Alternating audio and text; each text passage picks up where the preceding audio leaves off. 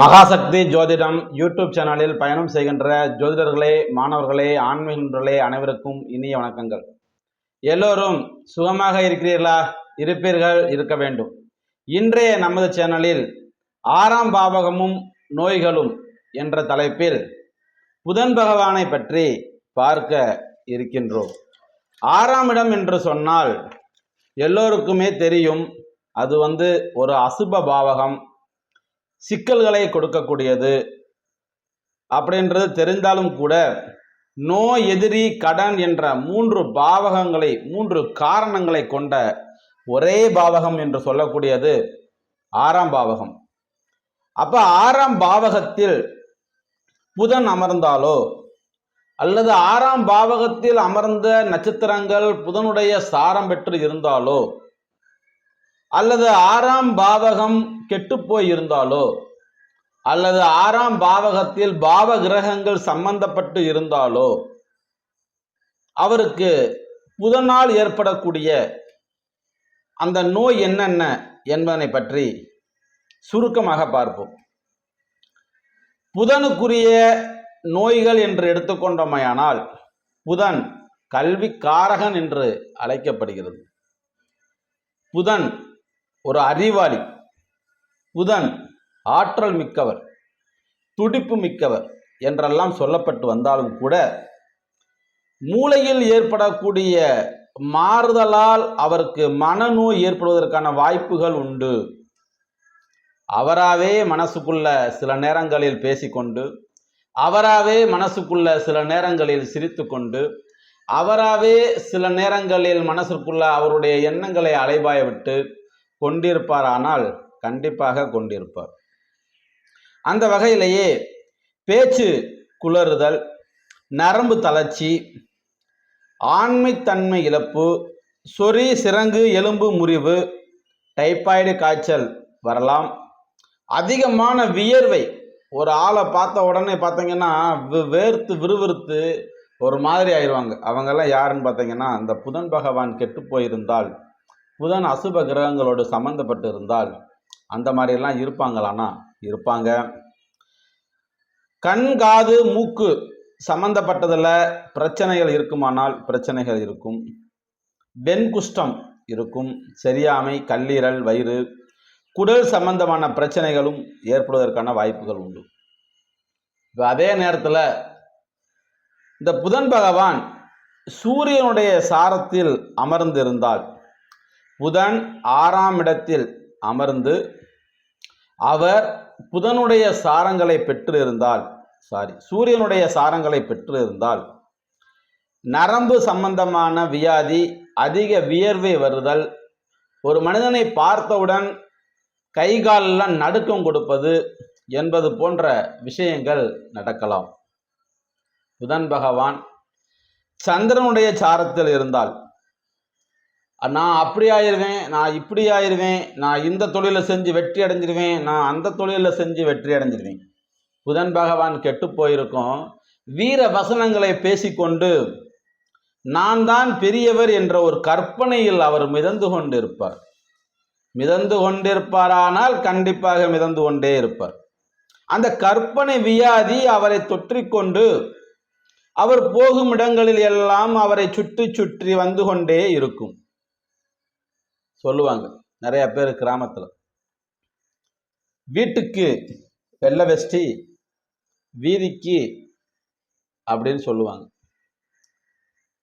இதெல்லாம் என்ன காரணங்கள் அப்படின்னா, குறைவாக படித்திருந்தாலும் கூட குறைகுடம் தழும்பாது, நிறைகுடம் தழும்பாது, குறைகுடம் கூத்தாடும் என்ற பழமொழிக்கு ஏற்ப சிறிய படிப்பு படித்தவுடன் நான் தான் பெரியவர் என்ற ஒரு கற்பனையில் மிதந்து கொண்டிருப்பாரானால், இந்த புதன் பகவான் சந்திரன் சாரத்தில் இருந்தால் கற்பனையில் மிதந்து கொண்டு வீண் விதவாண்டங்களை பேசிக்கொண்டு தேவையற்ற சச்சரவுகளில் மாட்டிக்கொண்டு இவருடைய மனநிலை பாதிக்கப்படுமையானால் கண்டிப்பாக பாதிக்கப்படும்.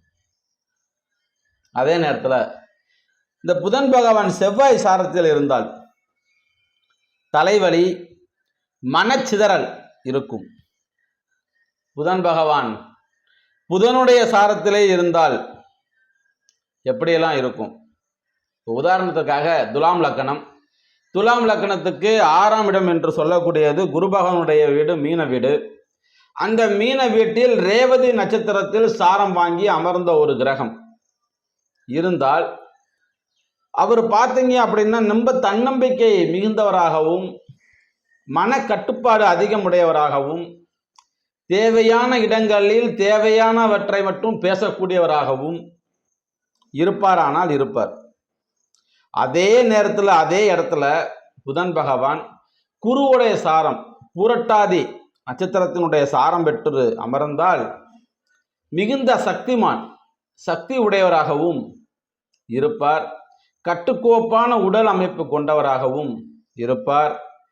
அவருக்கு நோய் என்று பார்த்து கொண்டால் கால், பாதம், முழங்கால் இந்த மாதிரி இடத்துல தான் அவருக்கு பிரச்சனைகள் ஏற்படுவதற்கான வாய்ப்புகள் உண்டு. இதெல்லாம் இருக்குமானால் கண்டிப்பாக இருக்கும். அதே புதன் பகவான் சுக்கிரனுடைய சாரத்தில் அமர்ந்திருந்தால் தோல் நோய் ஏற்படும், தோலில் கலர் நிறம் மாறுதல் போன்றவை ஏற்படுமையானால் கண்டிப்பாக ஏற்படும். தோல் அரிப்பு, சொறி சிரங்கு இவைகளெல்லாம் அந்த இடத்தில் தோன்றிக்கொண்டு அவருடைய மனநிலையை பாதிக்கும். புதன் ஏன் தோல் சம்பந்தம் அப்படின்னா புதன் தோலுக்கு காரகனாக வருகிறார். அதே நேரத்தில் ஒருவருடைய ஜாதகத்தில் புதன் 6ஆம் இடத்தில் அமர்ந்து சனியினுடைய சாரத்தில் இருந்தால் மனநோய் இருக்கும், தாழ்வு மனப்பான்மை இருக்கும், தான் என்ற ஒரு கர்வம் இருந்து கொண்டே இருக்கும்.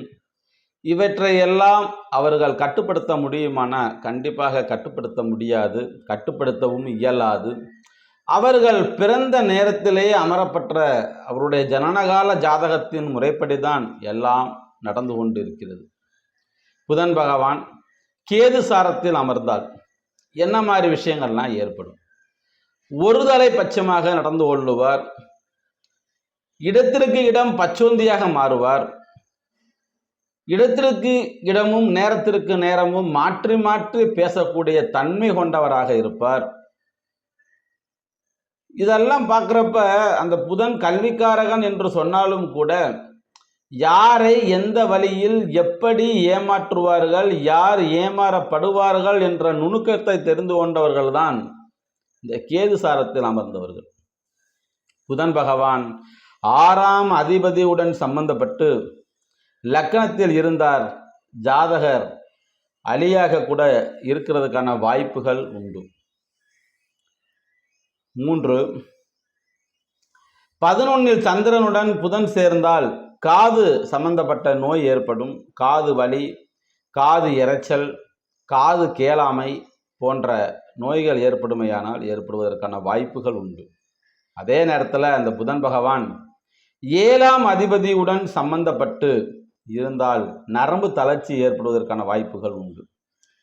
புதன் பகவான் 6இல் அமர்ந்து புதன் பகவானே 6ல் அமர்ந்து சோம்பேறி, பலவிதமான நோய் வரும், மோசமான நடத்தை உடையவராகவும் இருப்பார்கள். உடல்நிலையில் சற்று கவனம் தேவை. புதன் பகவான் 6, 8, 12இல் மறைந்தால் இந்த கை காலில் முகத்தில் பார்த்தீங்கன்னா ஒரு கருப்பு கலரில் சின்ன சின்ன கட்டிகளாக வரும். அது அக்கி கட்டிகள் என்று சொல்லுவார்கள். அதெல்லாம் வருமானா வரும். இன்னும் 6, 8, 12 என்பது மறைவு ஸ்தானம். ஒரு லக்னத்திற்கு 6ஆம் அதிபதி 6லையோ 8லையோ 12லையோ மறைந்து அசுப கிரகங்களோடு சம்பந்தப்பட்டு கோச்சார குரு பகவான் பார்வை இல்லாமல் மற்ற கிரகங்களும் பார்வை வளம் குன்றி காணப்படுமையானால் அவர்களுக்கு அக்கிக்கட்டிகள் வருவதற்கான வாய்ப்புகளும் சொறி சிரங்கு தோல் சம்பந்தப்பட்ட வியாதிகள் வருவதற்கான வாய்ப்புகளும் ஏற்படும். அதுக்கடுத்து மேசத்தில் புதன் இருந்தால் அதிகமாக வாதாடுவார்கள், தேவையில்லாமல் பேசுவார்கள், தேவையில்லாமல் வாக்குவாதம் செய்வார்கள், சூதாட்டக்கூடிய எண்ணங்கள் உடையவர்களாக இருப்பார்கள். அதிகமான மன அழுத்தமும் மன வியாதியும் மன நோயும் உடையவராகவும் இருப்பார்கள். அவர்களுக்கு ஆசனவாய் சம்பந்தப்பட்ட பிரச்சனைகள் இருந்து கொண்டே இருக்கும். புதன் 6ஆம் அதிபதியுடன் சேர்ந்து ஒருவருடைய ஜாதகத்தில் புதன் 6ஆம் அதிபதியுடன் சேர்ந்து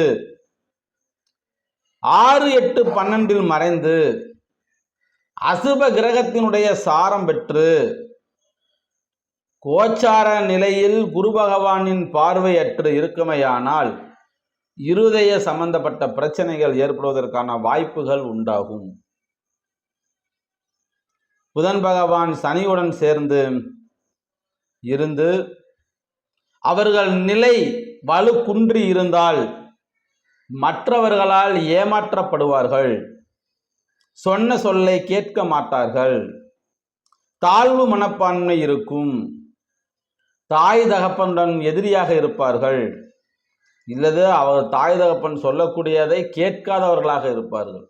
இவர்கள்தான் தேவையற்ற தொழிலை தொடங்கி அதிகமான வருமானம் இழப்பு, குடும்பத்தில் பிரச்சனை எல்லாம் ஏற்படுமையானால் ஏற்படுவதற்கான வாய்ப்புகள் அதிகம்.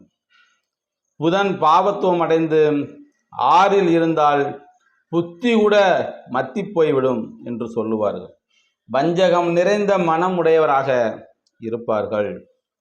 6ஆம் பாவகத்துடனோ 8ஆம் பாவகத்துடனோ 12ஆம் பாவகத்துடனோ சுப கிரகங்கள் தவிர்த்து அசுப கிரகங்களுடைய சாரம் பெற்றாலோ அவை 6, 8, 12 மறைந்தாலோ கோச்சார ரீதியாக குரு பகவானின் பார்வையற்று சுப கிரகங்களின் பார்வையற்று அந்த கிரகம் வலு குன்றி அமர்ந்தாலும் ஜாதகருக்கு பிரச்சனைகளே நடக்கும் என்று சொல்லிக்கொண்டு விடைபெறுகிறேன்.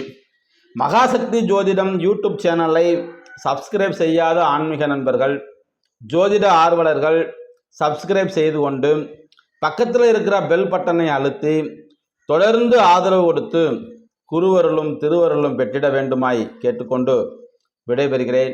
நன்றி. வாழ்க வளமுடன்.